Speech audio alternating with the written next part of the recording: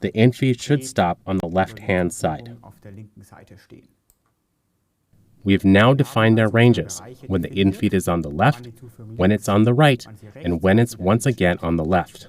We see this graphically and also in the table here at the bottom. Between the ranges we've defined, the system has automatically filled the gaps. That is, interpolated the gaps and inserted the transitional movement.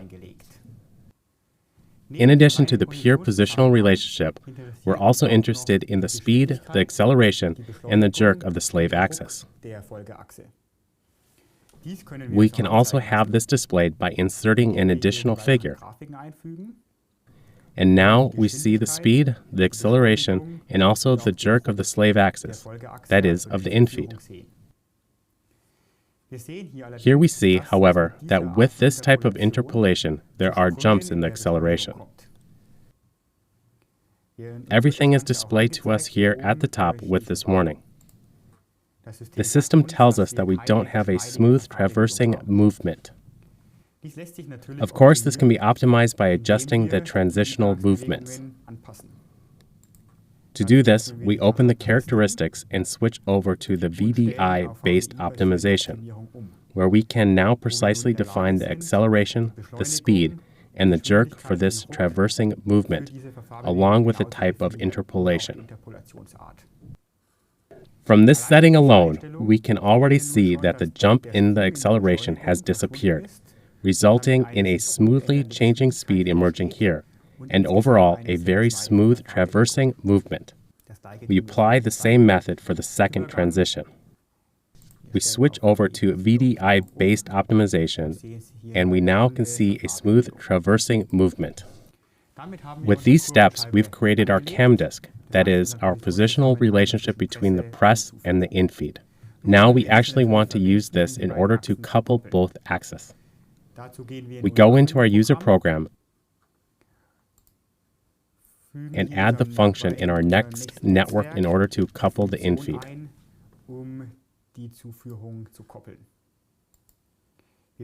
We use the functions in order to first prepare the cam disk. Before the first use of the cam disk, it needs to be interpolated, that is, calculated by the system and made available. This means that if the infeed is to be coupled, the cam disk is interpolated. As soon as it has been acknowledged with done, we proceed to the actual coupling using the function CAMIN, and we couple the infeed axis to the press axis.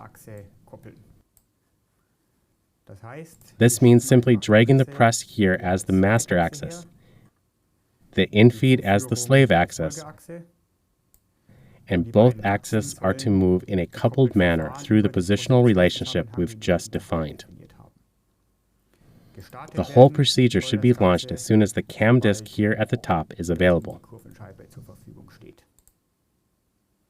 There are also options to adopt, move, and scale the cam disk. For example, on cam disk pitch to 1, which is naturally also an option. In our case, however, we're sticking to the basic settings. The question still arises, how do we perform the coupling? This is performed either by specifying the path or by specifying the dynamics. We choose to specify the dynamics, and we select 0, but we leave the default settings of the dynamics as they are here. As a final step, we can also specify whether the cam disk should pass through once or cyclically. This means when it is at the end, it restarts from the beginning, and that's what we want to do here.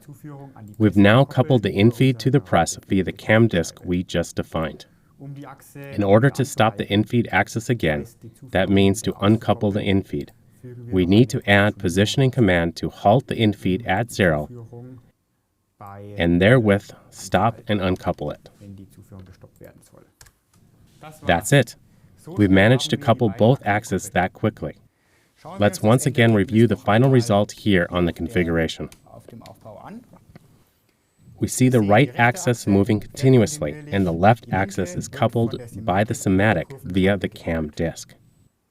As you can see, we quickly created the cam disk, defined the position ratio, even optimized the cam disk, and coupled both axes to one another in the program. Now that's integrated engineering in the TIA portal with the SINAMICS S7-1500 technology CPU.